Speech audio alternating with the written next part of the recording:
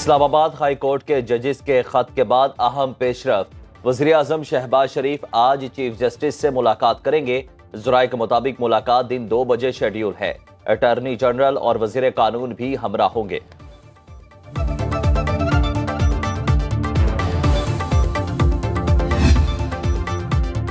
اسلام آباد high court کے ججز کے خط پر چیف جسٹس قاضی فائز عیسیٰ کی سربراہی میں فل کورٹ اجلاس۔ خط کی آئینی اور قانونی حیثیت کا جائزہ لیا گیا۔ تمام ججز نے رائے کا اظہار کیا۔ سپریم کورٹ ججز کا فل کورٹ اجلاس آج دوبارہ ہونے کا امکان۔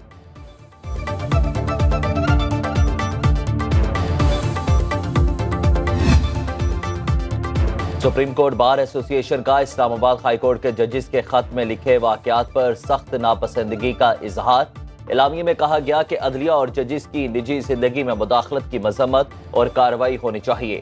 سپریم کورٹ بار عدلیہ کی آزادی پر یقین رکھتی ہے۔ پنجاب بار کونسل کا اسلام آباد کے 6 ججز کے خط کی تحقیقات کا مطالبہ۔ چیف جسٹس خط کی مکمل انکوائری کریں۔ اوپن کورٹ تحقیقات کے لیے سپریم کورٹ میں درخواست دائر۔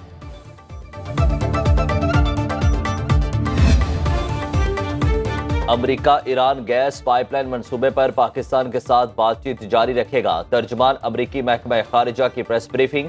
میتھیو ملر کا کہنا تھا کہ پاکستان میں تقریباً 4000 میگا واٹ کلین انرجی امریکی تعاون سے پیدا کی جا رہی ہے۔ امریکی منصوبوں سے 5 کروڑ سے زائد پاکستانیوں کو بجلی کی فراہمی جاری ہے۔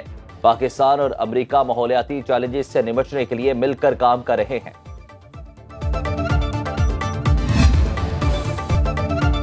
نادرا سے 27 لاکھ پاکستانیوں کی معلومات چوری ہونے کی تصدیق۔ جے آئی ٹی رپورٹ کے مطابق شہریوں کا ڈیٹا 2019 سے 2023 کے دوران چوری کیا گیا۔ ڈیٹا لیک سکینڈل میں ملتان، پشاور، کراچی کے نادرا دفاتر ملوث۔ ذرائع کے مطابق مشترکہ تحقیقاتی ٹیم کی سفارش پر ڈی جی ٹیکنیکل عثمان چیمہ اور عثمان جاوید سمیت 1 درجن کے قریب افسران کے خلاف کارروائی شروع۔ دہشت گردی کے خلاف زیرو ٹالرنس۔ وزیر اعظم کی زیر صدارت اعلیٰ سطح کے سیکیورٹی اجلاس میں بڑے فیصلے۔ آرمی چیف سمیت اعلیٰ عسکری حکام اور سیکیورٹی ایجنسیز کے سربراہان کی شرکت۔ اجلاس میں واقعے کی شدید الفاظ میں مذمت۔ وزیر اعظم شہباز شریف بولے کہ سی پیک کے دشمنوں نے ایک بار پھر بزدلانہ حرکت کی۔ پوری قوم کی ہمدردیاں چینی شہریوں کے اہل خانہ کے ساتھ ہیں۔ پاکستانی حکومت واقعے کی اعلیٰ سطح اور جلد تحقیقات کر کے ذمہ داروں اور سہولت کاروں کو قرار واقعی سزا دے گی۔ Army chief general Asim Munir نے کہا کہ ہم آخری دم تک دہشت گردی کا مقابلہ پوری طاقت سے کریں گے۔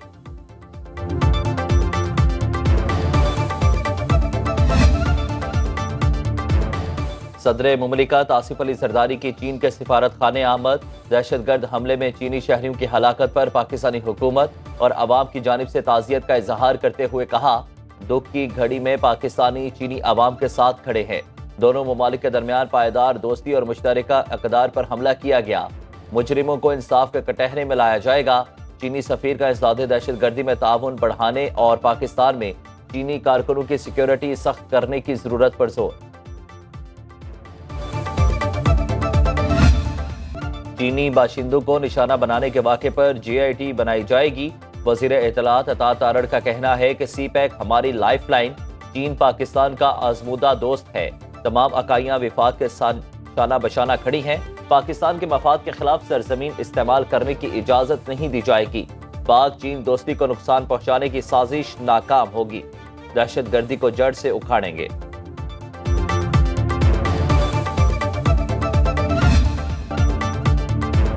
پاکستان 2025-26 کے لیے اقوام متحدہ سلامتی کونسل کی غیر مستقل نشست کے لیے امیدوار۔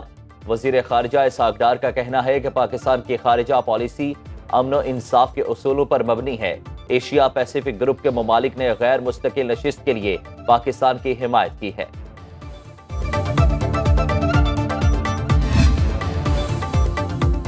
پنجاب میں سینٹ کی 7 جنرل نشستوں پر 7 امیدوار بلا مقابلہ کامیاب۔ 12 میں سے 5 امیدواروں نے کاغذات نامزدگی واپس لیے۔ نون لیگ کے 5 اور تحریک انصاف کے 2 امیدوار بلا مقابلہ کامیاب۔ محسن نقوی، پرویز رشید، ناصر محمود، آہد چیمہ اور طلال چودھری کامیاب۔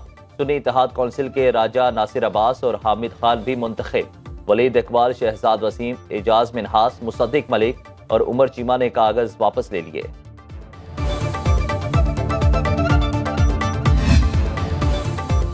بلوچستان سے سینٹ کی خالی 11 نشستوں پر سینیٹرز بلا مقابلہ منتخب۔ خیبر پختونخوا سے 11 نشستوں پر 34 امیدوار میدان میں۔ الیکشن کمیشن نے اسلام آباد کی 2 نشستوں کے لیے 4 امیدواروں کے ناموں کی حتمی لسٹ اویزاں کر دی۔ ایم کیو ایم پاکستان کا عامر چشتی کو سینٹ کا ٹکٹ دینے کا فیصلہ۔ فیصل واڈا کی آزاد حیثیت میں حمایت کی جائے گی۔ شبیر قائم خانی اور ابو بکر نے کاغذات نامزدگی واپس لے لیے۔ ایوان بالا کی 48 سیٹوں پر پولنگ 2 اپریل کو ہوگی۔ سینٹ انتخابات کے لیے عملے کی ٹریننگ مکمل۔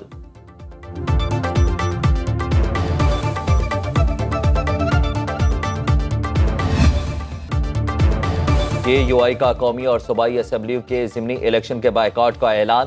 مولانا فضل الرحمان کا 25 اپریل کو پشین بلوچستان سے تحریک کے آغاز کا فیصلہ۔ کہا عوام کے حق پر ڈاکہ ڈالا گیا، عوام سڑکوں پر آ گئے تو حکومت خود بخود گر جائے گی۔ PTI کا مجھ سے کوئی رابطہ نہیں۔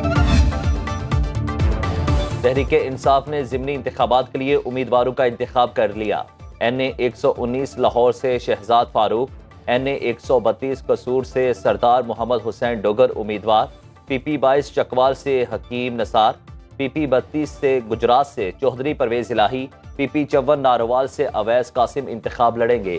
PP 139 شیخوپورہ سے اعجاز بھٹی، PP 149 لاہور سے حافظ ذیشان، PP 158 سے مونس الہی اور PP 164 سے یوسف میوں کھڑے ہوں گے۔ باقی نشستوں پر امیدواران کا اعلان بعد میں کیا جائے گا۔ نون لیگ کے علی پرویز ملک کو حلقہ NA 119 سے ٹکٹ مل گیا۔ امیر جماعت اسلامی کے انتخاب کے لیے ووٹنگ کا عمل مکمل۔ ملک بھر سے 40,000 ارکان نے اپنی رائے دے دی۔ ترجمان جماعت اسلامی کیسر شریف نے کہا کہ اضلاع سے بیلٹ کے بند لفافے پہنچنے کی آخری تاریخ 31 مارچ ہے۔ 1 اپریل سے گنتی شروع ہو جائے گی۔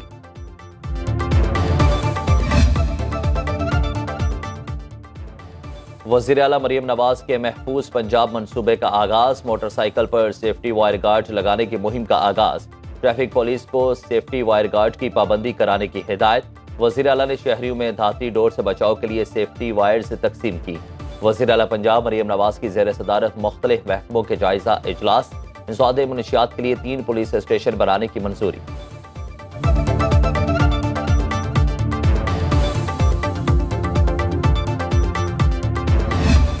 سپاہ سالار ہیں جو ہمارے محافظ ہیں، جو اس ملک کو پروٹیکٹ کر رہے ہیں، یہ انہوں نے جا کے ان کی توڑ پھوڑ، اس کی بے دردی کے کور کمانڈر صاحب کا گھر جا کے دیکھے کتنی بے دردی سے انہوں نے توڑا ہے۔ یہ پھر بھی اللہ کا شکر کریں کہ میاں صاحب نے یا اس ملک کے جو سپاہ سالار ہیں انہوں نے اس ایوان میں بیٹھنے کی ان کو اجازت دے دی ہے۔ یہ تو غدار ہیں، ان غداروں کو تو یہاں پہ اجازت بھی نہیں دینی چاہیے بیٹھنے کی۔ وزیر اعلیٰ پنجاب مریم نواز صحت، تعلیم اور زراعت کے شعبے میں اصلاحات لے کر آ رہی ہیں۔ رکن پنجاب اسمبلی چودھری نئی مجاز کا ایوان میں اظہار خیال۔ کہا PTI والوں نے کور کمانڈر ہاؤس پر حملہ کیا، توڑ پھوڑ کی۔ ان کے لیڈر کا نمبر 804 کے بجائے قیدی 420 رکھ دینا چاہیے۔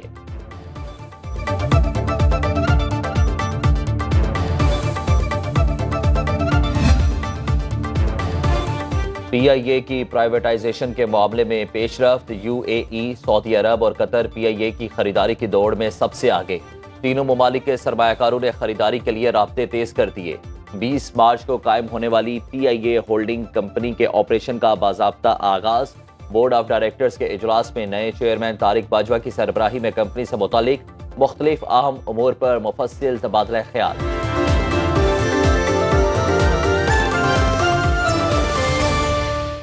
اب خبر آپ کی دسترس میں، ہر وقت بر وقت۔ ابھی سنو نیوز کے YouTube چینل کو سبسکرائب کیجئے، بیل آئیکن پر کلک کیجئے اور باخبر رہیے ملکی اور بین الاقوامی حالات سے یقین کے ساتھ۔